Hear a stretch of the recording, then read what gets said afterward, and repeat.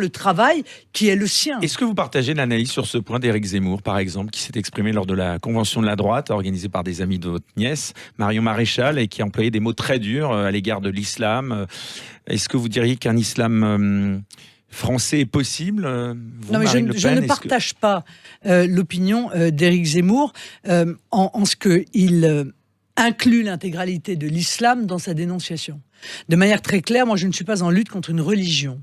Je suis en lutte contre le fondamentalisme islamiste.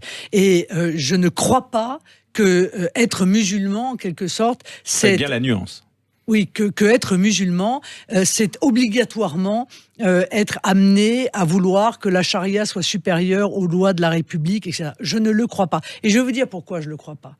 Je ne le crois pas parce que depuis que je suis toute jeune, je suis très attachée, par exemple, au destin des harkis, qui sont morts pour la France, hein, qui sont français par le sang risqué et versé, et ceux-là étaient musulmans.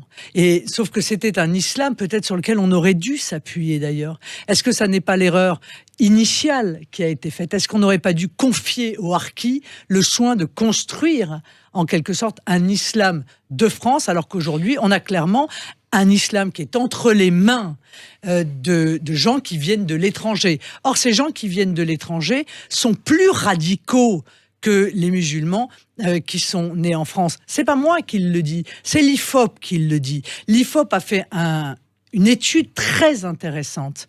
18% des musulmans nés en France considèrent que la charia doit passer devant les lois de la République.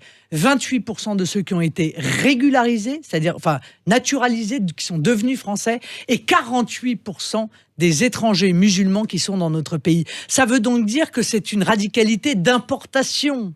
Sauf que elle se diffuse, elle inonde, elle fait des petits et elle menace en réalité les musulmans qui, eux, sont totalement intégrés dans les lois et soumis à la Constitution française. Mais pardon, revenir un instant là-dessus.